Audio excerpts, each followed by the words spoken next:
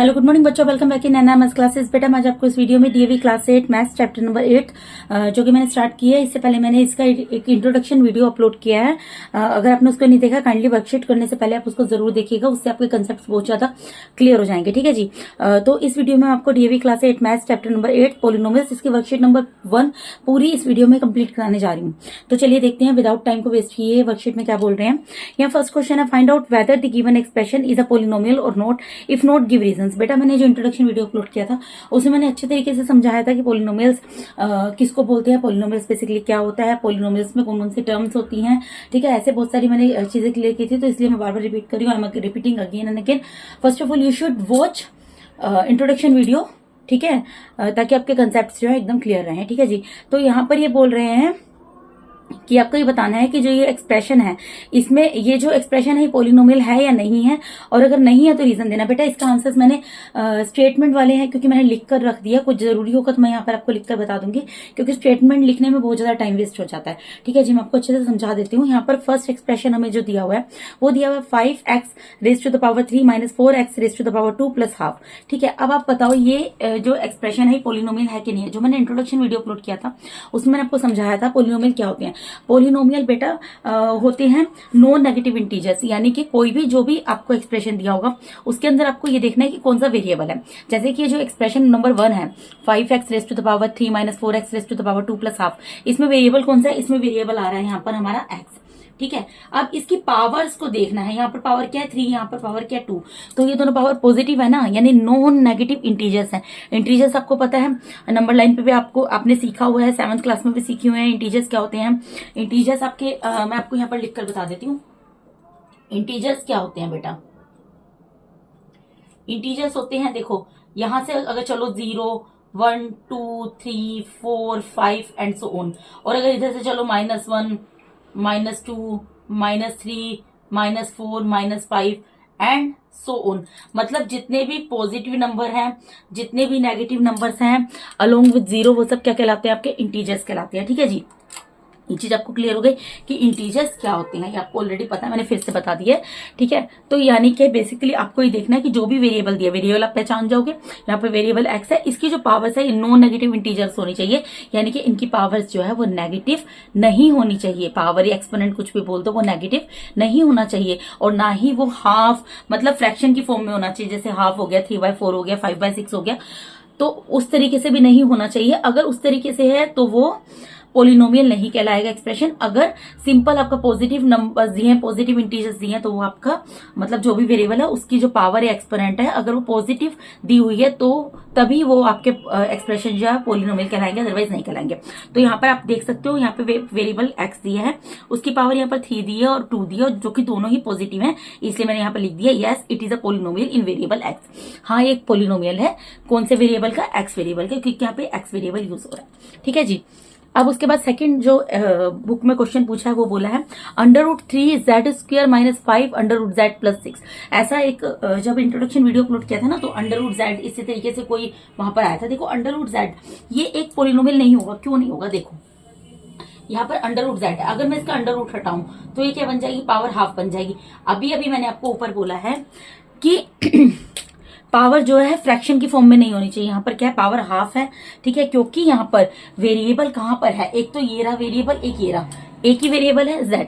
यहाँ पर तो इस वेरिएबल की पावर जो है वो पॉजिटिव दी है। ठीक है, लेकिन हमें तो पूरा एक्सप्रेशन देखना है ना। लेकिन यहाँ पर जो दोबारा इस वेरिएबल को जब रिपीट किया तो इसके ऊपर अंडर रूट लगा दिया, और अंडर रूट को अगर हम हटाते हैं तो पावर हाफ हो जाती है। क्योंकि यहाँ पर पावर हाफ है, फ्रैक्शन की फॉर्म में आ रही है, इसलिए हम यहाँ पर क्या लिखेंगे? No, it is not a polynomial. ये एक पॉलिनोमियल नहीं होगा, because it contains a term, क्योंकि यहाँ पर एक टर्म है z raise to the power half.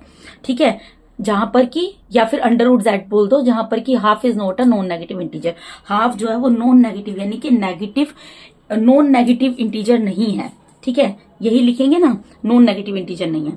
ठीक है जी। अब उसके बाद अगला एग्जांपल, अगला जो क्वेश्चन दिया वो क्या दिया? 6x raise to the power 4 plus 2/3 x raise to the power 3 minus 3/4 x raise to the power 2 -1। ठीक है, अब इसको देखना है कि पोलिनोमियल है कि नहीं है ये वाला एक्सप्रेशन। देखो यहाँ पर वेरिएबल देखेंगे, वेरिएबल क्या है एक्स, यहाँ पर भी एक्स, यहाँ पर भी एक्स, यहाँ पर भी एक्स। अब यहाँ पर ये देखो इस वेरिएबल की पावर एक्सपोनेंट क्या है, पॉजिटिव है, यस पॉजिटिव है। यहाँ पर इस वेरिएबल की पावर पॉजिटिव है या नहीं है, पॉजिटिव है। और यहाँ पर इस वेरिएबल की पावर पॉजिटिव है या नहीं है, पॉजिटिव है, क्योंकि यहाँ पर जो वेरिएबल एक्स है वो सब जगह उनकी जो एक्सपोनेंट पावर दी है वो पॉजिटिव है, इसलिए हम क्या लिखेंगे, yes it is a polynomial in the variable x. हाँ ये एक पोलिनोमियल है जहां पर की वेरिएबल जो है कौन से वेरिएबल में पोलिनोमियल है, एक्स वेरिएबल में, ठीक है जी। अब उसके बाद देखिए फोर्थ नंबर का क्वेश्चन क्या दिया हुआ है। यहाँ पर दिया 7x raise to the power 2/3 minus 8x raise to the power 3/2 plus x raise to the power 2। Simple सी चीज है, इसमें तो कुछ देखना ही नहीं है। क्यों, यहाँ पर देखो, यहाँ पर वेरिएबल पहले देखेंगे x है सब जगह, यहाँ पर इस वेरिएबल की पावर तो 2 है, ठीक है, लेकिन यहाँ पर इस वेरिएबल की पावर क्या आ गई, फ्रैक्शन में आ गई, यहाँ पर भी फ्रैक्शन में आ गई, फ्रैक्शन में आ रही है ना दोनों, ठीक है। तो हम क्या लिखेंगे, no it is not a polynomial, ये एक पोलिनोमियल नहीं है, because it contains a term x raise to the power 2/3 and x raise to the power 3/2 where 2/3 and 3/2 are not a non negative integers. ये non negative integers नहीं है, ठीक है जी, non negative integers नहीं है, ये फ्रैक्शन में दिया हुआ है। अगर आप इसको डिवाइड करोगे डेसिमल वगैरह इस तरीके से कुछ आंसर आएगा, ठीक है। तो इस वजह से क्या है, ये जो है एक पोलिनोमियल नहीं है। जब भी आपको फ्रैक्शन में दिया हो ना, अगर आप फ्रैक्शन में सपोज करो आपको यहाँ पर दे दिया 15/3, तो इसको तो कैंसिल करोगे तो 5 आ जाएगा, तो ये तो चलेगा। अगर सपोज 15/3 दे दिया या 8/2 दे दिया, ठीक है, डिविडेंड ऐसा दिया जो कि डिवाइजर से पूरा पूरा डिविजिबल है और रिमाइंडर 0 है, तब तो वो चलेगा। लेकिन इस तरीके से जब दिया होगा फ्रैक्शन, अब 2/3 को हम कैंसिल नहीं कर सकते, 3/2 को हम कैंसिल नहीं कर सकते, ये फ्रैक्शन की फॉर्म में है। अगर इनको हम डिवाइड करेंगे तो डेसिमल में आंसर आएगा। तो ये जो है क्योंकि फ्रैक्शन में और ये पूरे पूरे डिविजिबल नहीं है, तो इस वजह से ये पोलिनोमियल नहीं कहलाएगा, ठीक है। उसके बाद इसका फिफ्थ पार्ट देख लेते हैं। फिफ्थ पार्ट में क्या बोल रहे हैं, 5x minus 1/x plus 1/x² minus 2 क्या एक पोलिनोमियल है। देखो यहाँ पर वेरिएबल कौन सा है बेटा, यहाँ पर वेरिएबल x है, यहाँ पर x है, यहाँ पर x है, यहाँ पर x है, लेकिन ये भी पोलिनोमियल नहीं है। क्यों नहीं है, देखो यहाँ पर x की पावर कुछ नहीं है तो 1 है, ठीक है, ये तो चलो चलेगा, लेकिन 1/x, अब इसको मैं क्या लिख सकती हूँ, अगर मैं x को ऊपर ले आऊं तो क्या हो जाएगा, x की पावर -1, ठीक है। और इसी तरीके से यहाँ पर 1/x² है, तो अगर मैं x को ऊपर लेकर आऊं क्या हो जाएगा, x raise to the power -2 हो जाएगा ना। तो यहाँ पर क्या आ गया, पावर्स दोनों जगह क्या हो गई, माइनस में आ गई, क्योंकि ठीक है यहाँ मैंने स्पेस नहीं छोड़ा था। ये चीज आप करके दिखा देना अगले स्टेप में। क्या करके दिखाओगे आप, ये करके दिखाना है, मैं ऊपर लिख देती हूँ, यहाँ नीचे लिख देती हूँ, आप ये स्टेप करना। 5x raise to the power 1 minus x raise to the power -1 plus x raise to the power -2 ये स्टेप आप करना जरूर, ठीक है। ये मैंने किया नहीं है, इस तरीके से आपको समझा दिया, आप ये कर दिखा देना। उसके बाद अब स्टेटमेंट लिखना कि no it is not a polynomial because it contains a term x raise to the power -1 and x raise to the power -2 where -1 and -2 are not a non negative integers, ठीक है जी। ये non negative integers नहीं है, नहीं तो negative integers है। Non negative का मतलब क्या है, जो नेगेटिव नहीं है, लेकिन ये तो नेगेटिव आ रहे हैं, ठीक है। तो इसीलिए लिख दिया these are not a non negative integers, that's why this given expression is not a polynomial, ठीक है जी। अब उसके बाद 6th पार्ट में मूव करते हैं। यहाँ पर क्या बोल रहे हैं बेटा, p raise to the power 4 minus 3p raise to the power 3 minus p plus 1। अब ये पोलिनोमियल है, यहाँ पे वेरिएबल कौन सा दिया हुआ है हमें, वेरिएबल हमें दिया हुआ है यहाँ पर p। यहाँ पर वेरिएबल की एक्सपोनेंट पावर क्या है, 4 पॉजिटिव में है, ठीक है। यहाँ पर वेरिएबल की पावर कितनी है, 3 है पॉजिटिव में, ठीक है। और यहाँ पर भी वेरिएबल दिया, इसकी पावर कुछ नहीं है तो 1 है, और ये भी पॉजिटिव है, ठीक है, ये भी चलेगी। तो यहाँ नहीं, क्योंकि हमें वेरिएबल यहाँ पर p दिया है और 3 जगह p दिया हुआ है इस एक्सप्रेशन के अंदर, तीनों जगह पावर पॉजिटिव है, ठीक है। इसलिए हम क्या लिखेंगे, yes it is a polynomial in the variable p। हाँ ये एक पोलिनोमियल है वेरिएबल p में, ठीक है जी। अब अगले क्वेश्चन पे मूव करते हैं। बेटा देखो स्टेटमेंट आप कुछ भी लिख सकते हो अपने हिसाब से, आपको बेसिकली ये पता होना चाहिए, पोलिनोमियल की पहचान होनी चाहिए कि पोलिनोमियल की पहचान आप कैसे करोगे। अब देखो सेकंड क्वेश्चन, यहाँ क्या बोल रहे हैं, right each of the following polynomial in standard form. ये भी मैंने आपको बताया इंट्रोडक्शन वीडियो में, स्टैंडर्ड फॉर्म में किस तरीके से लिखा जाता है, and also right there degree, और डिग्री के बारे में भी डिस्कशन किया था हमने। देखो बेटा मैं आपको फिर से बता देती हूँ, लेकिन आप इंट्रोडक्शन वीडियो जरूर देखना।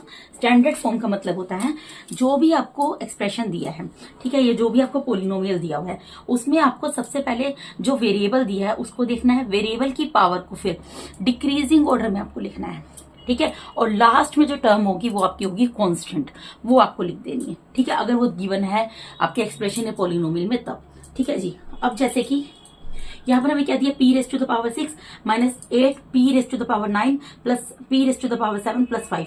हमें पहले इसको क्या करना है, स्टैंडर्ड फॉर्म में लिखना है। स्टैंडर्ड फॉर्म कैसे लिखेंगे बेटा, देखो मैं आपको बताती हूँ लिखकर।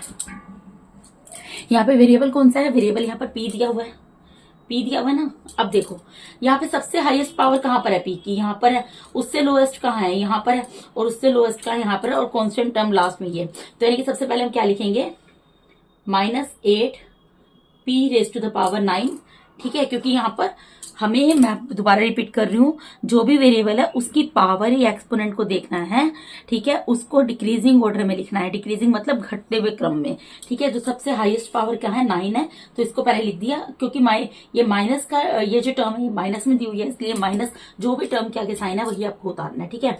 माइनस था तो माइनस में उतार दिया। इसके बाद क्या होगा, 7 पावर आएगी तो प्लस का साइन है ना यहाँ पर, p raise to the power 7 ही आ जाएगा।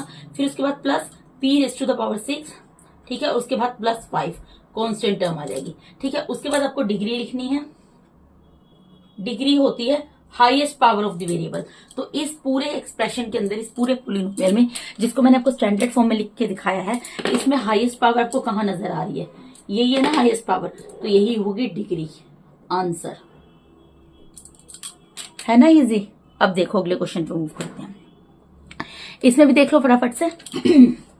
यहाँ पे देखो, यहाँ पे वेरिएबल क्या दिया, z दिया है, कहाँ पर दिया, एक यहाँ पर दिया, एक यहाँ दिया, एक यहाँ दिया, यहाँ दिया, यहाँ पावर कुछ नहीं है तो 1 है, और लास्ट में हमें कांस्टेंट की टर्म दी हुई है, ठीक है। तो डिक्रीजिंग ऑर्डर में लिखते हैं। पहले सबसे बड़ी पावर कहाँ पर दिख रही है, ये दिख रही है, ठीक है। तो पहले सबसे इसको लिख दो, -3z raise to the power 5, ठीक है। उससे छोटी पावर क्या है, z raise to the power 4 है, ठीक है। तो प्लस का साइन है इस टर्म क्या है, तो plus 2z raise to the power 4, ठीक है। उसके बाद इससे लोएस्ट पावर वाली टर्म कौन सी है, ये रही, ठीक है। इसके आगे कोई साइन नहीं है, यहाँ पर तो प्लस का साइन होता है, तो क्या आएगा, +4z raise to the power 3। उसके बाद z की पावर और कितनी है, यहाँ पर 1 दी हुई है, इससे छोटी पावर, तो +z raise to the power 1, और उसके बाद कांस्टेंट टर्म जो है वो 1। तो ये हमें लिख दिया स्टैंडर्ड फॉर्म में। मैंने इंट्रोडक्शन वीडियो में बेटा ये भी चीज बोली थी कि जब आप क्वेश्चंस करेंगे उनको आपको जिस भी तरीके से दिया जाएगा, सोल्व करने से पहले आपको उनको स्टैंडर्ड फॉर्म में लिखना होगा, ठीक है। तो स्टैंडर्ड फॉर्म में इसी तरीके से लिखा जाता है कि जो भी वेरिएबल है उसको देखो, उसकी पावर को देखो या एक्सपोनेंट को देखो। पावर एक्सपोनेंट एक ही चीज होती है। पावर को पावर के अकॉर्डिंगली डिक्रीजिंग ऑर्डर में उन टर्म्स को लिख दो, और लास्ट में अगर कॉन्स्टेंट टर्म दी हुई है, जैसे कि इन दो क्वेश्चन में, इन दोनों पार्ट्स में दी हुई थी, तो वो लिख देनी है, ठीक है। उसके बाद डिग्री क्या होती है, डिग्री होती है जो भी आपका वेरिएबल है उसकी हाईएस्ट पावर। तो यहाँ पर हाईएस्ट पावर आपको कौन सी दिख रही है, ऑब्वियसली हमने इसको देखो अरेंज कर दिया है सिस्टमेटिकली वे में, स्टैंडर्ड फॉर्म में लिख दिया। तो सबसे पहले हाईएस्ट पावर ही आई है, तो हाईएस्ट पावर क्या है, 5, तो ये क्या होगा, आंसर डिग्री का, ठीक है। ये चीज आपको समझ आई। उसके बाद नेक्स्ट पार्ट में मूव करते हैं। देखो अब इसके अंदर आप कैसे पहचानोगे, इसके अंदर तो हम पहचान ही नहीं सकते कि क्या चीज है क्या चीज नहीं है। I mean to say that कि इसमें हम डिग्री भी नहीं पहचान सकते कि डिग्री क्या होगी, और इसको हम किस तरीके से अरेंज करें। तो इसके लिए हमें क्या करना पड़ेगा, मैं क्या कहना चाह रही हूँ, मैं ये कहना चाह रही हूँ बेटा, पहले सबसे हमें इनका प्रोडक्ट फाइंड आउट करना पड़ेगा, तभी हम इनको स्टैंडर्ड फॉर्म में लिख सकेंगे। और जब हम इनको स्टैंडर्ड फॉर्म में लिखेंगे उसके बाद हम इसकी डिग्री बता पाएंगे, ठीक है। तो मल्टीप्लाई कैसे करना होता है मैंने आपको बताया है। फर्स्ट ब्रैकेट की फर्स्ट टर्म लो, ठीक है, और सेकंड ब्रैकेट उतार दो, ठीक है। फिर फर्स्ट ब्रैकेट की सेकंड टर्म लो, इसके आगे कौन सा साइन है, 2/3 है, 2/3 के आगे कौन सा साइन है, प्लस का साइन है, प्लस का साइन लगा दिया और सेकंड ब्रैकेट उतार दो, ठीक है। ये मल्टीप्लाई करना बहुत बार बता चुकी हूं मैं। फर्स्ट ब्रैकेट लिया, फर्स्ट ब्रैकेट और सेकंड ब्रैकेट, दो ब्रैकेट दिए हैं। फर्स्ट ब्रैकेट की फर्स्ट टर्म उतारी, सेकंड ब्रैकेट को साथ में मल्टीप्लाई में उतार दिया, फिर प्लस 2/3 सेकंड टर्म उतारी और सेकंड ब्रैकेट को दोबारा मल्टीप्लाई में उतार दिया। अब एक स्टेप और कर देती हूँ। अब इसमें क्या करना होता है, ये x इससे मल्टीप्लाई होगा, ये x 3/4 से मल्टीप्लाई होगा, ये 2/3 x से मल्टीप्लाई होगा, 2/3 3/4 से मल्टीप्लाई होगा। मैं आपको प्रॉपर कर दिखा देती हूँ। x को पहले मैं x से मल्टीप्लाई कर रही हूँ, यहाँ पे कोई साइन नहीं है तो प्लस का साइन है, फिर प्लस का x किससे मल्टीप्लाई होगा, 3/4 से मल्टीप्लाई होगा। देखो ब्रैकेट के बाहर ऑब्वियसली अगर x है और ब्रैकेट के अंदर जितनी भी टर्म्स हम सबके साथ मल्टीप्लाई होगा। जब हम टर्म्स को मल्टीप्लाई करेंगे उनके साथ आगे जो साइन है वो भी साथ में मल्टीप्लाई होते हैं, ठीक है। अब यहाँ पर प्लस का 2/3 है, फिर प्लस का 2/3 किससे मल्टीप्लाई होगा बेटा, फर्स्ट टर्म से ब्रैकेट की, फिर प्लस का 2/3 ही मल्टीप्लाई होगा ब्रैकेट की सेकंड टर्म से वो क्या है 3/4 है। अब यहाँ पर आप एक चीज देखो, यहाँ पर देखो, यहाँ तो 3 से 3 कैंसिल हो गया, ठीक है जी। और यहाँ पर क्या आ रहा है, अब किस किस को मल्टीप्लाई करना है, इन दोनों को मल्टीप्लाई करोगे, इन दोनों को करोगे, इन दोनों को करोगे, इन दोनों को करोगे, ठीक है। जब x को x से मल्टीप्लाई करोगे, देखो यहाँ पर क्या है, बेस सेम है, मल्टीप्लाई का साइन है, पावर साइड हो जाएंगी, तो इसकी पावर कुछ नहीं है 1 है, इसकी पावर कुछ नहीं है, यानी कि x raise to the power 2 आ जाएगा। प्लस यहाँ पर क्या आएगा 3/4x आ जाएगा, 3/4 और x साथ में उतर जाएगा, प्लस यहाँ पर 2/3x आ जाएगा। बेटा ये इजी आप कर सकते हैं। प्लस यहाँ पर क्या आ जाएगा 2/4, और 2/4 भी कैंसिल हो सकता है, 2 1 ज़ा 2, 2 2 ज़ा 4, यानी कि क्या आ गया 1/2, ठीक है। यही चीज आ गई ना बेटा, यही चीज आएगी आपकी। अब उसके बाद हम क्या कर सकते हैं इसके अंदर, अगर आप ध्यान दो, इसके साथ भी x है, इसके साथ भी x है, तो इन दोनों का हम क्या ले सकते हैं बेटा, इन दोनों का हम एलसीएम ले सकते हैं। तो एलसीएम साइड में आपको लेकर दिखा देती हूँ, 4 और 3 का, यहाँ पर 4 और 3 का यहाँ पर मैं आपको साइड में एलसीएम लेकर दिखा रही हूँ। तो देखिए यहाँ पर 2 2 ज़ा 4, 3 तो एज इट इज उतर जाएगा, 2 1 ज़ा 2, 3 एज इट इज उतर जाएगा, फिर अगेन 3 1 ज़ा 3, तो एलसीएम कितना आ गया 2 × 2 × 3, यानी कि 2 2 ज़ा 4, 4 3 ज़ा 12 एलसीएम आ गया, ठीक है। तो यहाँ पर क्या होगा, ये x² तो x² रहेगा, प्लस यहाँ पर नीचे बेस में 12 आ जाएगा एलसीएम, ठीक है। प्लस में पीछे हाफ है वो एज इट इज रहेगा, ठीक है जी। अब यहाँ पर देखो एलसीएम लेना तो आपको आता होगा, 4 के टेबल में 12 कब आता है, 3 पर, 4 3 ज़ा 12, 4 3 ज़ा 12, और 3 को इसके ऊपर वाले नंबर से मल्टीप्लाई करना है, ठीक है। इसको इससे डिवाइड करते हैं, जिस पर जाता है जो भी नंबर आता है उसको इसी के ऊपर वाले नंबर से यानी न्यूमरेटर से मल्टीप्लाई कर देते हैं। तो 4 3 ज़ा 12, 3 पर जा रहा है, 3 को 3 से मल्टीप्लाई किया 9, और साथ में x x उतर जाएगा, प्लस यहाँ पर 3 4 ज़ा 12, 4 को 2 से मल्टीप्लाई किया 8 आ गया, 8x, ठीक है। यानी कि ये क्या आ गया बेटा x² प्लस 9 और 8 को प्लस करोगे 17x divided by 2 plus half, ये आ गया आपका, ठीक है, यही आएगा। तो ये आपका स्टैंडर्ड फॉर्म में लिख दिया है, स्टैंडर्ड फॉर्म में है ना बेटा, क्योंकि देखो यहाँ पर स्टैंडर्ड फॉर्म क्या होता है, जो भी वेरिएबल है उसकी हाईएस्ट डिग्री वाला ये रहा, उसके बाद उससे डिक्रीजिंग ऑर्डर में लिखते हैं। तो ये जो इसको मैं यहाँ से हटा देती हूँ, x साथ में मल्टीप्लाई में यहाँ पर लिख देती हूँ, ठीक है। कोई ऐसे भी लिखा तो कोई दिक्कत नहीं है, इसकी पावर कुछ नहीं है तो 1 है, ठीक है। तो x² plus 17 divided by 12, x raise to the power 1 plus half, ठीक है। यहाँ पर क्या है, वेरिएबल x है, वेरिएबल x आ रहा है, डिक्रीजिंग ऑर्डर में आ रही है इनकी पावर्स, यहाँ पे 2 पावर है, 1 पावर है, और लास्ट में कांस्टेंट की टर्म आ रही है। तो इसमें डिग्री क्या होगी बेटा, डिग्री क्या होती है, जो भी वेरिएबल होता है उसकी हाईएस्ट पावर। तो यहाँ पर हाईएस्ट पावर क्या आ रही है, 2 आ रही है, तो यानी कि डिग्री क्या होगी इस क्वेश्चन के अंदर 2, आंसर, ठीक है। इस तरीके के क्वेश्चंस में आपको थोड़ा सोल्व करके देखना पड़ेगा, और फिर आप इसको इजीली कर सकते हैं। ये थोड़ा सा टेढ़ा हो गया रजिस्टर, ठीक है बेटा। अगले क्वेश्चन पे मूव करते हैं, अगले पार्ट पर इसके।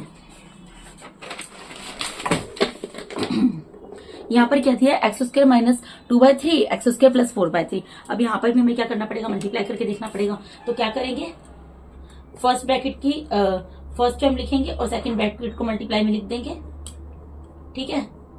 फिर फर्स्ट ब्रैकेट की सेकंड टर्म को लिखेंगे, क्या है -2/3, और सेकंड ब्रैकेट को लिख देंगे।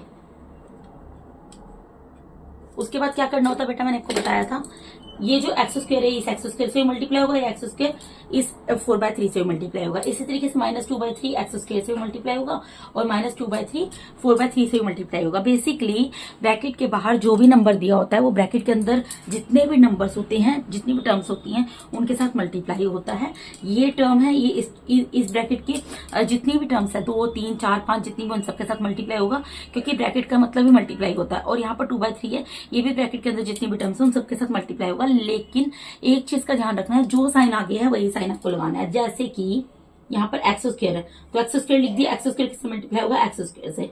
अभी इस x² के आगे कोई साइन नहीं, तो प्लस का साइन है, प्लस का साइन स्टार्टिंग में लगाने की जरूरत नहीं होती, इसलिए मैंने नहीं लगाया, ठीक है। लेकिन अब जब यहाँ पर लिखूंगी तो यहाँ तो मैं साइन लगाकर दिखाऊंगी ना।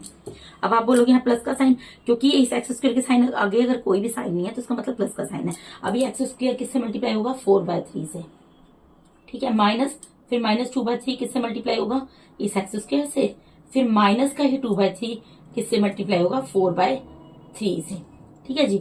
अब किस किस को मल्टीप्लाई करना है, देखो बेटा इसको मल्टीप्लाई करना है, इसको करना है, इसको करना है, इसको करना है, कर लेते हैं। देखो यहाँ पर बेस से में पावर ऐड हो जाएंगे, तो 2 + 2 कितना हो जाएगा। अगर बेस सेम होता है, बीच में मल्टीप्लाई का साइन होता है, पावर ऐड हो जाती है, ये मैं बहुत बार बता चुकी हूँ। तो यहाँ पर क्या आ गया, ये बेस सेम है, मल्टीप्लाई का साइन है, पावर ऐड हो जाएंगी, तो ठीक है पावर ऐड हो गई। 2 + 2 4 आ गया, प्लस में यहाँ पर देखो 4/3, इसको मैं अब x² को कुछ नहीं कर सकती, यहाँ साइड में लिख दूंगी, माइनस यहाँ पर मैं 2/3, x² का कुछ नहीं हो सकता, यहाँ लिख देंगे माइनस। अभी ये तो कैंसिल भी नहीं हो रहा, तो मल्टीप्लाई कर लो, 2 4 = 8 एंड 3 3 = 9। ठीक है, अब उसके बाद हम इन दोनों को सोल्व कर सकते हैं बेटा। अब इसमें एलसीएम लेने की जरूरत नहीं है, क्यों नहीं है, क्योंकि बेस ही सेम है। ठीक है, बेस क्या है 3 है, तो नीचे 3 आ जाएगा, ऊपर यही नंबर उतर जाएंगे, 4x² - 2x²। ठीक है, कैसे 3 1 = 3, 1 पर जा रहा है, 1 4 से मल्टीप्लाई हुआ 4 आ गया, यहाँ 3 1 = 3, 1 पर जा रहा है, 1 2 से मल्टीप्लाई, ये बेटा एलसीएम लेना आपको आता होगा। ठीक है, -8/9, तो क्या आ गया, x⁴ प्लस, यहाँ देखो प्लस माइनस साइन है, और प्लस माइनस क्या होता है, माइनस होता है, साइन बड़े नंबर का आता है। 4 में से 2 को माइनस करेंगे तो 2 आ जाएगा, x² तो साथ में उतरेगा, और 4 बड़ा है, इसके आगे प्लस का साइन है, तो ये प्लस का साइन ही आएगा, -8/9। अब ये क्या स्टैंडर्ड फॉर्म में है, यस स्टैंडर्ड फॉर्म में, क्यों, क्योंकि यहाँ पर वेरिएबल x है। ठीक है, इसकी पावर जो है यहाँ डिक्रीजिंग ऑर्डर में, और लास्ट में कांस्टेंट की टर्म है। अब बस यहाँ पर डिग्री बतानी है, डिग्री कौन सी है बेटा, तो डिग्री हाईएस्ट पावर होती है वेरिएबल की, वो क्या है 4, तो यहाँ पर आंसर क्या आ जाएगा आपका 4। ये थोड़ा हाइड हो गया, सॉरी। देखो मैंने यहाँ पर क्या किया था, यहाँ सिर्फ एलसीएम लिया था सिंपल, इसका एलसीएम यहाँ पे प्लस माइनस माइनस होता है, साइन बड़े नंबर का आता है, तो माइनस किया, 4 में से 2 को 2 आ गया, 2/3, 3 नीचे है, और x² साथ में उतरेगा। अब ये क्या हमारा मैंने बोला स्टैंडर्ड फॉर्म में है, ऑफ कोर्स स्टैंडर्ड फॉर्म में है, क्योंकि यहाँ पे वेरिएबल कौन सा x है, और यहाँ पर देखो उनकी पावर्स जो है डिक्रीजिंग ऑर्डर में है, पहले 4 पावर है, फिर 2 पावर है, और लास्ट की टर्म हमारी क्या है, लास्ट की टर्म हमारी कांस्टेंट है। डिग्री क्या होती है, highest power of the variable, तो highest power of the variable क्या है 4। हाँ जी, उसके बाद नेक्स्ट पार्ट में मूव करते हैं। नेक्स्ट पार्ट में क्या दिया हुआ बेटा, नेक्स्ट पार्ट में हमें दिया हुआ है z² + 5 एंड z² - 6। ये भी उसी तरीके से दिया, तो इसको भी ऑब्वियसली उसी तरीके से हमें पहले सोल्व करके देखना पड़ेगा। ठीक है जी, तो क्योंकि ऐसे तो हम नहीं बता सकते, ना इसको स्टैंडर्ड फॉर्म में लिख सकते हैं, और ना ही जो है इसकी डिग्री बता सकते हैं। ठीक है, तो क्या करना पड़ेगा, पहले ब्रैकेट का पहला वेरिएबल पहली टर्म ले ली, उसके साथ सेकंड ब्रैकेट को उतार दिया, फिर पहले ब्रैकेट की दूसरी टर्म ले ली विद साइन, इसके आगे प्लस का साइन है, और दूसरे ब्रैकेट को उतार दिया। उसके बाद क्या करना होता है, ये जो भी टर्म है, ये ब्रैकेट, ये जो टर्म बाहर लिखी हुई मल्टीप्लाई में है ना, इस ब्रैकेट के साथ मल्टीप्लाई हो रहा है, तो इस टर्म को पहले पहली टर्म से, ब्रैकेट की पहली टर्म से मल्टीप्लाई करेंगे, इसी टर्म को ब्रैकेट की दूसरी टर्म से मल्टीप्लाई करेंगे, फिर अगेन इस टर्म को ब्रैकेट की पहली टर्म से मल्टीप्लाई करेंगे, और इसी टर्म को ब्रैकेट की दूसरी टर्म से मल्टीप्लाई करेंगे। तो यानी कि क्या करेंगे, z² मल्टीप्लाई बाय z², फिर ये प्लस का z² है, तो प्लस का z² मल्टीप्लाई बाय -6 है, -6 आएगा।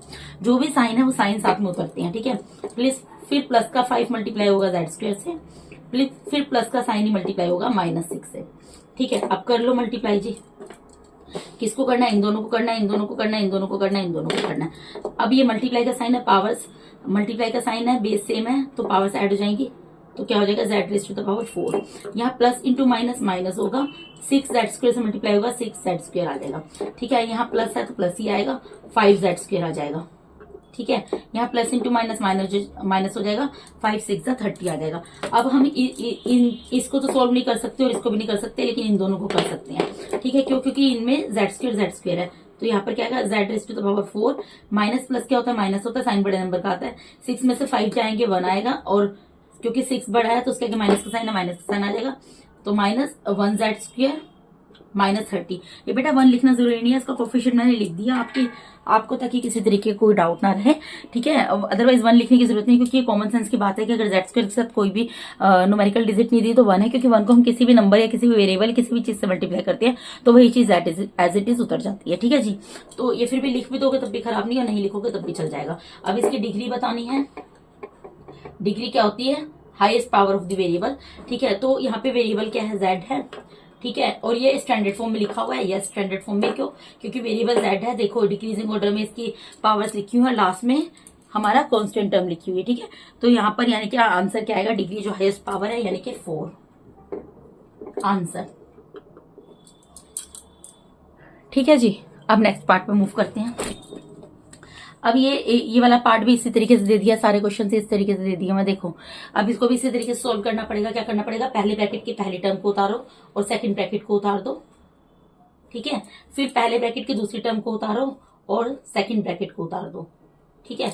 अब क्या करना है, इस टर्म को ब्रैकेट की दोनों टर्म से मल्टीप्लाई करना है। पहले पहली टर्म से करेंगे, फिर दूसरी टर्म से, पहले पहली टर्म से मल्टीप्लाई करेंगे दूसरी टर्म से। यानी कि यहाँ पर वाई क्यूब जो है पहले मल्टीप्लाई होगा इस वाई क्यूब से, फिर प्लस का वाई क्यूब है ये मल्टीप्लाई होगा इस -5 से, ठीक है। फिर माइनस का 4 है ये मल्टीप्लाई होगा वाई क्यूब से, फिर माइनस का 4 है ये मल्टीप्लाई होगा -5 से, ठीक है। मैंने क्या किया बेटा, मैंने ये चीज की है कि ब्रैकेट के बाहर जो टर्म है, ऑब्वियसली ब्रैकेट का मतलब क्या होता है, मल्टीप्लाई, बहुत बार बोल चुकी हूँ मैं, ठीक है। तो यानी कि इस टर्म को ब्रैकेट के अंदर की टर्म से मल्टीप्लाई करना है। तो पहले एक टर्म को एक टर्म से, यानी ब्रैकेट के बाहर जो टर्म है इसको पहले ब्रैकेट के अंदर की एक टर्म से मल्टीप्लाई करोगे, फिर इसके आगे जो साइन है वो उतारोगे, इसी टर्म को उतार के फिर ब्रैकेट की दूसरी टर्म से मल्टीप्लाई करोगे। इसी तरीके से यहाँ पे -4 को वाई क्यूब से मल्टीप्लाई किया, फिर -4 को ही -5 से मल्टीप्लाई किया। अब मल्टीप्लाई कर लो, यहाँ पर क्या बेस सेम है, पावर मल्टीप्लाई के साइन है, पावर ऐड हो जाएंगी, 3 + 3 6 हो जाएगा, ठीक है। यहाँ प्लस इंटू माइनस माइनस आएगा, 5 को वाई क्यूब से मल्टीप्लाई करोगे 5 वाई क्यूब आ जाएगा, ठीक है। -4 को वाई क्यूब से मल्टीप्लाई करोगे -4 वाई क्यूब आ जाएगा। और यहाँ पे माइनस इंटू माइनस प्लस के साइन में कन्वर्ट हो जाएगा, 4 5 20 होता है, ठीक है बेटा। अब देखो हम यहाँ पर ना तो इसको सोल्व कर सकते हैं ना इसको सोल्व कर सकते हैं, लेकिन इन दोनों को कर सकते हैं। क्यों, इसलिए कर सकते हैं क्योंकि इसके साथ भी वाई क्यूब है और इसके साथ भी वाई क्यूब है। तो y raise to the power 6 को तो एज इट इज उतार देंगे। अब माइनस माइनस क्या होता है, माइनस क्या होता है, माइनस माइनस प्लस होता है, लेकिन साइन माइनस का आता है, ठीक है। तो -5 और -4 को प्लस करेंगे 9 आ जाएगा और साइन माइनस का आएगा, और y raise to the power 3 साथ में तो वो उतार देंगे प्लस में 20, ठीक है। अब क्या ये स्टैंडर्ड फॉर्म में है, ऑफ कोर्स स्टैंडर्ड फॉर्म में। क्यों, क्योंकि वेरिएबल यहाँ पर क्या वाई है, वाई और वाई जो है इसके जो वाई की जो पावर है, एक्सपोनेंट है, उनको डिक्रीजिंग ऑर्डर में लिखा गया और लास्ट में कांस्टेंट की टर्म को लिखा है। तो ये क्या है, ये हमारा स्टैंडर्ड फॉर्म में है। हमें इसकी डिग्री बतानी है, डिग्री क्या होगी, जो हाईएस्ट पावर है पोलिनोमियल की, ठीक है, एक्सप्रेशन की, वो क्या है 6। तो 6 क्या होगा हमारा यहाँ का डिग्री का आंसर हो जाएगा, ठीक है जी। ये जो आंसर हो जाएगा इसका 6 हो जाएगा। उसके बाद हम अगले पार्ट में मूव करते हैं। देखो बेटा अगला पार्ट क्या दे रहा है हमें, अगला पार्ट यहाँ पर है p raise to the power 2 plus 2, sorry p raise to the power 2 + 2 और p raise to the power 2 + 7। Same question है सारे। यहाँ पर क्या करना पड़ेगा, ऑब्वियसली जो पहला ब्रैकेट है उसकी पहली टर्म को दूसरे पूरे ब्रैकेट से मल्टीप्लाई करना है, और फिर इसी ब्रैकेट की पहली दूसरी टर्म को दूसरे ब्रैकेट से मल्टीप्लाई करना है। अब यहाँ पर कैसे मल्टीप्लाई करना होता है, यहाँ पर इसी तरीके से मल्टीप्लाई करना होता है बेटा। जो भी यहाँ पर टर्म है उसको ब्रैकेट की पहली टर्म से मल्टीप्लाई कर लो, बाहर टर्म है फिर उसी को ब्रैकेट की दूसरी टर्म से मल्टीप्लाई कर लो। यहाँ पर भी 2 को p² से मल्टीप्लाई करोगे और 2 को ही 4 7 से भी मल्टीप्लाई करोगे। तो कर देते हैं, p² मल्टीप्लाई बाय p², ये प्लस p² फिर किससे मल्टीप्लाई होगा, 7 से मल्टीप्लाई होगा, फिर प्लस का 2 किससे मल्टीप्लाई होगा, इस p² से मल्टीप्लाई होगा, फिर प्लस का 2 किससे मल्टीप्लाई होगा, 7 से मल्टीप्लाई होगा। अब कर लो मल्टीप्लाई, इन दोनों को करना पड़ेगा, इन दोनों को, इन दोनों को, इन दोनों को। यहाँ पे बेस सेम है, मल्टीप्लाई का साइन है, पावर साइड हो जाएंगी, तो 2 + 2 कितना हो जाएगा 4, ठीक है। प्लस है तो प्लस ही आएगा। 7 p², पहले कांस्टेंट की टर्म लिखते हैं फिर वेरिएबल लिखते हैं, ठीक है। तो 7 p² हो गया, यहाँ पे प्लस 2 p² और 2 7 14। अब हम इसका p raise to the power 4 और 14 का कुछ नहीं कर सकते, लेकिन हम इन दोनों को प्लस कर सकते हैं। इसलिए कर सकते हैं क्योंकि यहाँ पर भी p² है, यहाँ पर भी p² है, ठीक है। तो p raise to the power 4 plus plus plus plus ही होता है और साइन भी प्लस का ही आता है। तो 2 और 7 को प्लस किया, क्या आ गया 9 आ गया। अब क्या ये हमारा स्टैंडर्ड फॉर्म में दिया हुआ है, ऑफ कोर्स ये हमारा स्टैंडर्ड फॉर्म में दिया हुआ है। क्यों, क्योंकि यहाँ पर जो वेरिएबल है वो क्या है, p है, ठीक है। और इसकी जो पावर है एक्सपोनेंट और डिक्रीजिंग ऑर्डर में है, और लास्ट में जो टर्म है वो कांस्टेंट है, ठीक है। तो इसकी डिग्री बस बतानी है, डिग्री क्या होती है, highest power of the polynomial, वो क्या है 4। ये हो गया इसका आंसर। अब नेक्स्ट पार्ट में मूव करते हैं, ठीक है बेटा। अब यहाँ पर इसका ये 8th पार्ट है, इसमें क्या बोल रहे हैं, 5 divided by 6 z -3/4 z² -2/3 z³ +1। अब यहाँ पर इसको तो कुछ भी नहीं कर सकते, मल्टीप्लाई वगैरह कुछ भी नहीं करना है, सिर्फ स्टैंडर्ड फॉर्म में लिखना है। स्टैंडर्ड फॉर्म में कैसे लिखेंगे बेटा, वेरिएबल कौन सा है, z है, ठीक है। लास्ट में कांस्टेंट हम उतार देंगे टर्म, तो इनकी पावर्स को देखना है। यहाँ पे पावर कुछ नहीं है, 1 है, इसको डिक्रीजिंग ऑर्डर में लिखना है, ठीक है। पावर के अकॉर्डिंग सबसे हाईएस्ट पावर 3 है, उससे छोटी 2 है, उससे छोटी 1 है और लास्ट में ये है। तो यानी कि सबसे जो बड़ी पावर वाली टर्म है उसको पहले लिख देंगे, वो क्या है, इसके आगे माइनस का साइन है, माइनस का साइन आएगा, -2/3 z raise to the power 3। इससे छोटी टर्म क्या है 2, तो ये वाली टर्म मतलब इससे छोटी पावर कौन सी है z की 2, तो इस वाले टर्म को लिखना पड़ेगा। इस टर्म के आगे जो साइन है एज इट इज उतर जाएगा, -3/4 z²। उससे छोटी टर्म कौन सी है, ये वाली पावर की टर्म, मतलब पावर के अकॉर्डिंग कौन सा टर्म हम लिखेंगे, अब ये वाली लिखेंगे। इसके आगे कोई साइन नहीं, प्लस का साइन है, +5/6 z raise to the power 1 और लास्ट में कांस्टेंट आ जाएगा। ठीक है, आप समझे मैंने क्या किया, मैंने सिर्फ ये किया बेटा, पोलिनोमियल को हमें स्टैंडर्ड फॉर्म में लिखना है। हमें पोलिनोमियल दिया हुआ है, पोलिनोमियल को स्टैंडर्ड फॉर्म में लिखने का तरीका क्या होता है मैं दोबारा से रिपीट कर रही हूँ। जो भी वेरिएबल उसमें दिया है उसकी पावर्स को देखना है, उसकी पावर्स को डिक्रीजिंग ऑर्डर में लिखना है और लास्ट में कांस्टेंट को लिखना है, अगर कांस्टेंट की कोई टर्म दी हुई है तो। ठीक है, वही चीज मैंने यहाँ पर की है। और डिग्री बतानी है, डिग्री होती है highest power of the variable. तो हाईएस्ट पावर हमें नजर आ रही है यहाँ पे वेरिएबल की, वेरिएबल क्या है z, उसकी हाईएस्ट पावर क्या है 3, तो 3 हाईएस्ट पावर होगी। ठीक है, उसके बाद नेक्स्ट पार्ट में मूव करते हैं। नेक्स्ट पार्ट में क्या बोल रहे हैं, 4p + 15p raise to the power 6 -p raise to the power 5 + 4p raise to the power 2 + 3। अब इसको भी हमें स्टैंडर्ड फॉर्म में लिखना है बेटा। यहाँ पे वेरिएबल क्या है, p है। ठीक है, स्टैंडर्ड फॉर्म में ये पोलिनोमियल है, ये हमें ये नहीं बोल रहा कि तुम्हें बताना है, जैसे इसका फर्स्ट क्वेश्चन तो उसमें बताना था कि पोलिनोमियल है कि नहीं है गिवन एक्सप्रेशन। इसमें पोलिनोमियल दिया हुआ है, इसको हमें स्टैंडर्ड फॉर्म में लिखना है और उसकी डिग्री बतानी है। यहाँ पे वेरिएबल कौन सा है, p है। यहाँ पर इसकी डिग्री, यहाँ पे इसकी पावर कुछ नहीं है तो 1 है। ठीक है, अब स्टैंडर्ड फॉर्म का मतलब क्या होता है, पावर्स को, जो भी गिवन वेरिएबल है उसकी पावर्स को डिक्रीजिंग ऑर्डर में लिखना है। ठीक है, तो खाली पावर तो लिखेंगे नहीं वेरिएबल के साथ, जो पूरी टर्म है उसको लिखना पड़ेगा। सबसे हाईएस्ट पावर यहाँ पर कहाँ पर है, ये उससे छोटी कौन सी है, ये है वेरिएबल की, उससे छोटी 2 है, उससे छोटी 1 है और लास्ट में कांस्टेंट है, तो लिख देते हैं। यानी सबसे पहले क्या आएगा, 15p raise to the power 6। ठीक है, 15p raise to the power 6 minus p raise to the power 5 plus 4p raise to the power 2 plus 4p raise to the power 1 plus 3। ठीक है, डिक्रीजिंग ऑर्डर में मैंने लिख दिया। Variable p था, उसकी जो पावर्स थी वो जो हाईएस्ट पावर थी पहले लिखी, फिर उससे छोटी पावर वाली टर्म लिखी, फिर उससे छोटे पावर वाली टर्म, फिर उससे छोटी पूरी टर्म उतारनी होती। ठीक है, और लास्ट में कांस्टेंट जो था। अब डिग्री बतानी है, डिग्री क्या होती है, highest power of the polynomial. तो हाईएस्ट पावर यहाँ पर आपको दिख रही है 6 है, ये क्या होगी, इसकी डिग्री होगी। ठीक है, अब इसका लास्ट पार्ट कर लेते हैं। लास्ट पार्ट क्या है, q raise to the power 10 plus q raise to the power 6 minus q raise to the power 4 plus q raise to the power 8। ठीक है, अब यहाँ पर हमारा वेरिएबल कौन सा है, हमारा वेरिएबल यहाँ पर q दिया हुआ है। इसको भी हमें क्या लिखना है, स्टैंडर्ड फॉर्म में लिखना है। ठीक है, तो स्टैंडर्ड फॉर्म में कैसे लिखते हैं, इसकी पावर्स को देखते हैं। सबसे बड़ी पावर ये है, पहले ये आएगी, फिर q की पावर 8 आ जाएगी, फिर q की पावर 6 आ जाएगी, फिर q की पावर 4 आ जाएगी। कॉन्स्टेंट टर्म में कोई नहीं थी तो नहीं उतारेंगे। ठीक है, तो क्या आ जाएगा, पहले q raise to the power 10, फिर प्लस में q raise to the power 8, फिर प्लस में q raise to the power 6, फिर minus q raise to the power 4। देखो डिक्रीजिंग ऑर्डर में लिख दिया ना, 10 8 6 4। ठीक है, इसी तरीके से लिखना है। और डिग्री क्या होगी, जो हाईएस्ट पावर है, हाईएस्ट पावर कितनी है बेटा, यहाँ पर 10 है, तो 10 क्या होगी, यहाँ पर डिग्री होगी इस पोलिनोमियल की। ठीक है जी, समझ आया बेटा आपको। तो बेटा इसके साथ ही मैंने यहाँ पर आपको, एक मिनट, हाँ जी, तो बेटा इसके साथ ही मैंने यहाँ पर आपको DAV class 8 maths chapter number 8 polynomials इसकी वर्कशीट नंबर 1 पूरी इस वीडियो में कंप्लीट करा दी है।